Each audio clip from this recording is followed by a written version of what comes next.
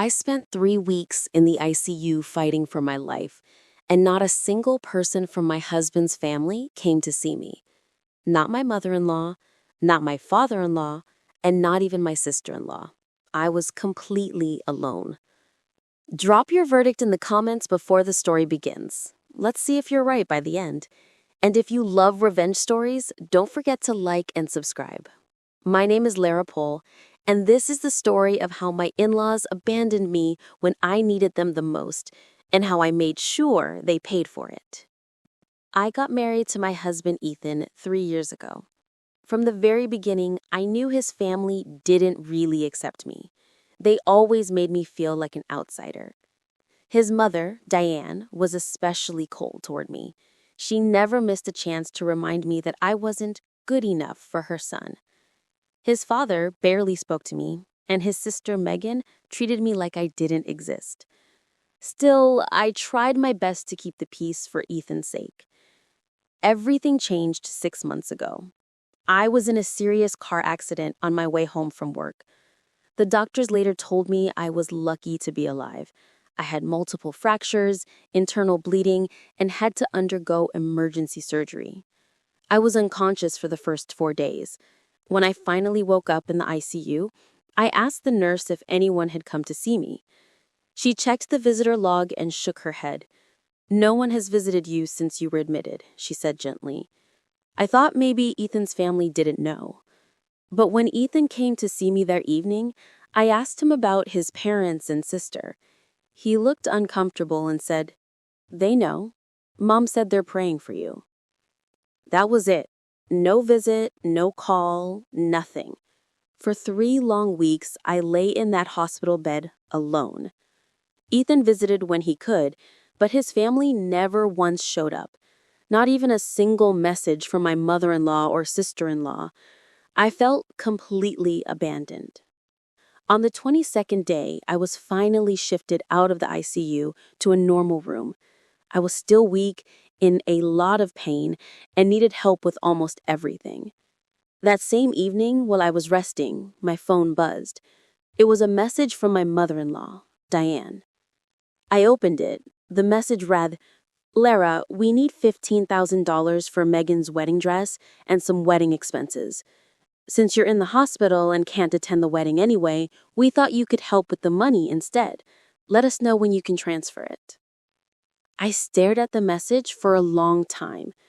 After 3 weeks of complete silence, after ignoring me while I was fighting for my life, the first message I received from my mother-in-law was a demand for $15,000 for her daughter's wedding.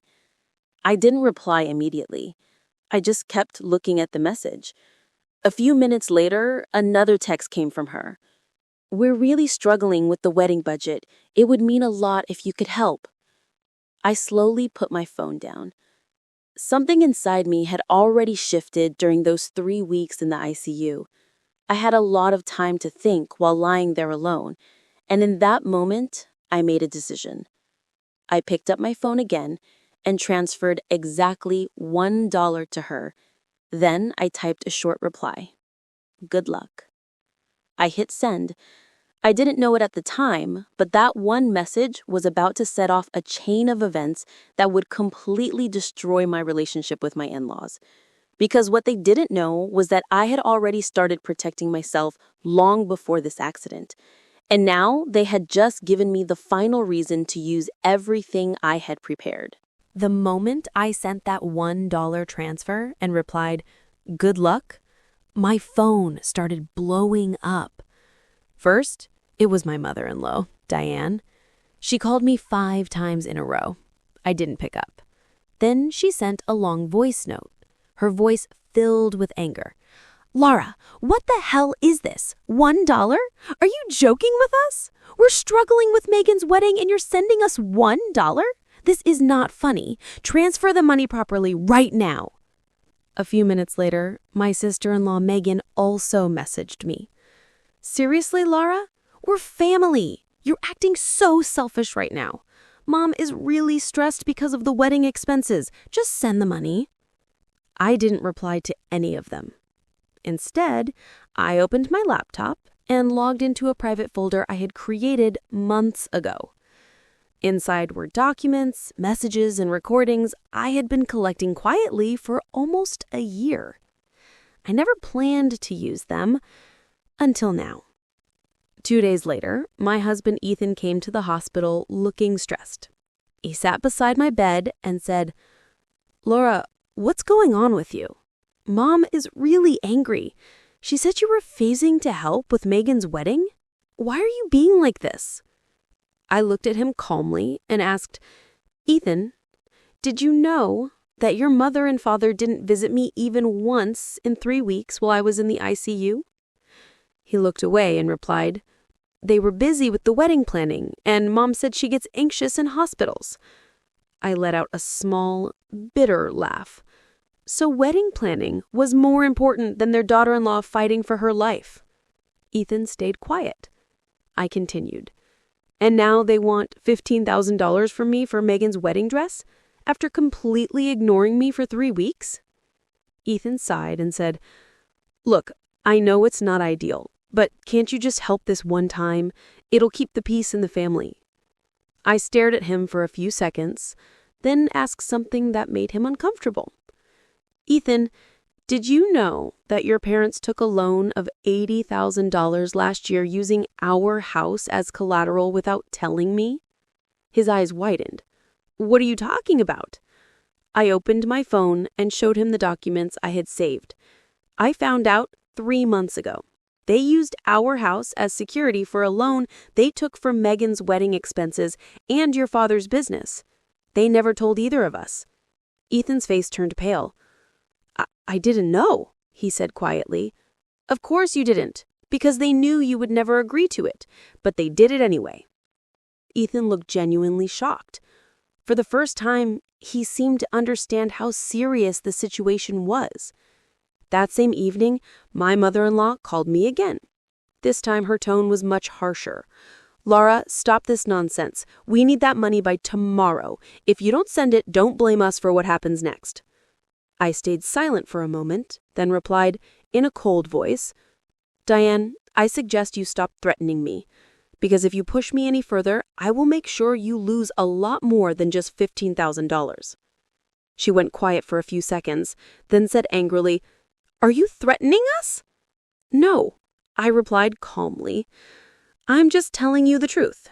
I've already spoken to a lawyer, and I have all the proof of what you and your husband did with our house." I could hear her breathing heavily on the other side. Before she could say anything else, I added one more thing. "Also, tell your husband that the police might come to visit him soon regarding the loan documents he forged with my signature." I ended the call. For the first time in 3 weeks, I felt a strange sense of control. But deep down, I knew this was only the beginning.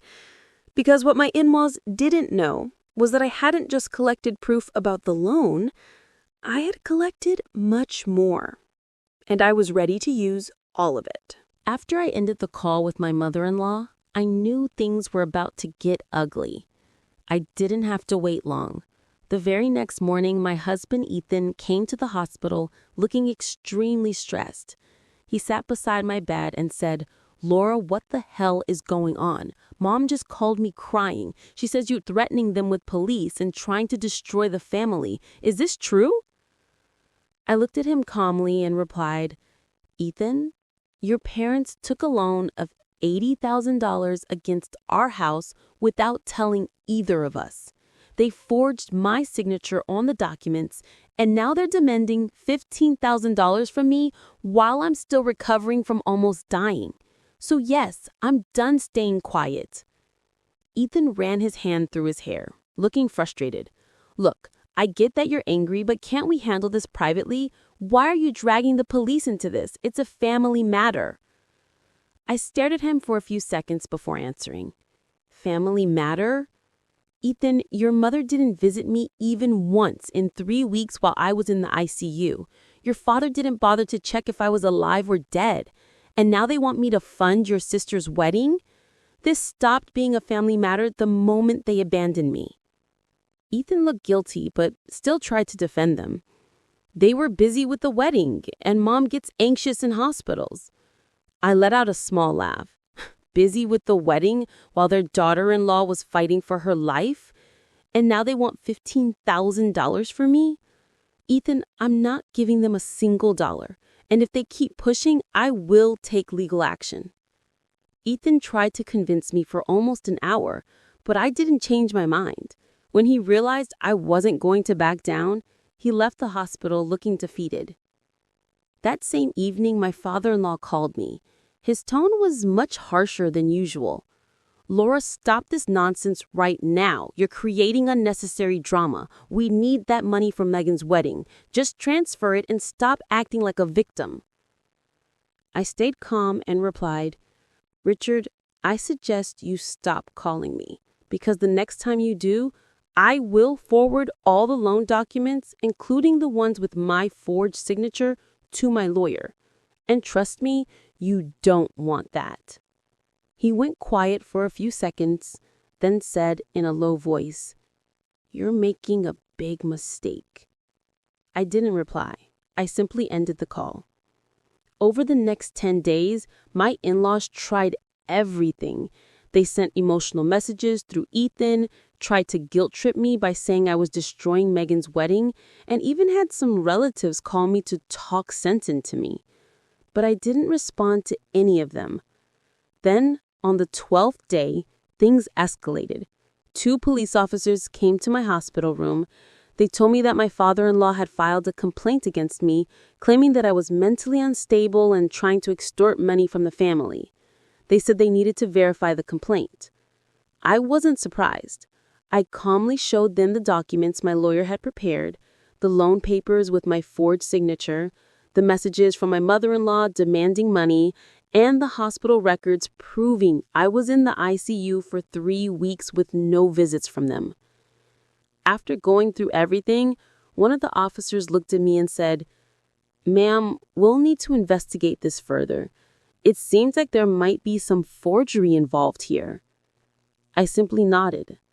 That same week, my lawyer sent a legal notice to my in-laws. The notice clearly stated that if they contacted me again or tried to harass me in any way, we would take legal action for forgery, fraud, and emotional harassment. My in-laws completely panicked after receiving the notice. My mother-in-law started calling Ethan non-stop, crying and saying that I was trying to destroy their family. My father-in-law even tried to come to the hospital to talk to me, but the security stopped him because I had already informed the hospital staff that I didn't want any visitors from his side. 2 weeks later, the police officially started an investigation against my father-in-law for document forgery. Because the loan amount was large and there was clear evidence of my signature being forged, the case was taken seriously. My father-in-law's business partners found out about the investigation and started pulling out of deals. His reputation in the business community took a major hit. He had to hire an expensive lawyer just to defend himself.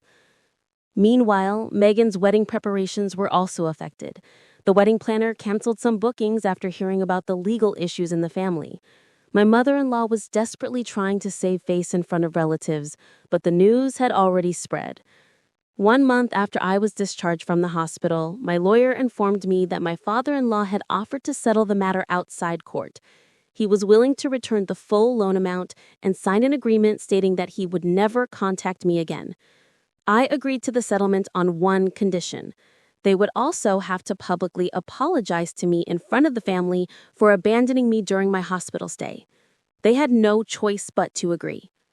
During the family meeting, my mother-in-law and father-in-law were forced to apologize to me in front of everyone.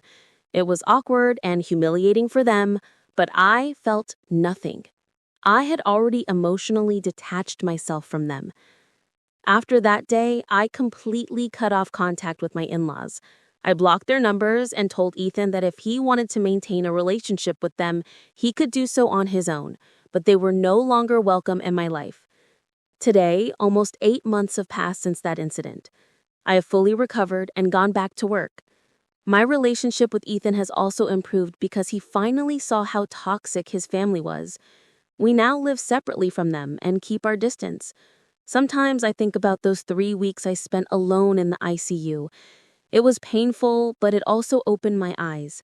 I realized that some people only show their true faces when you're at your weakest. I didn't just survive that hospital stay. I also freed myself from people who never truly cared about me.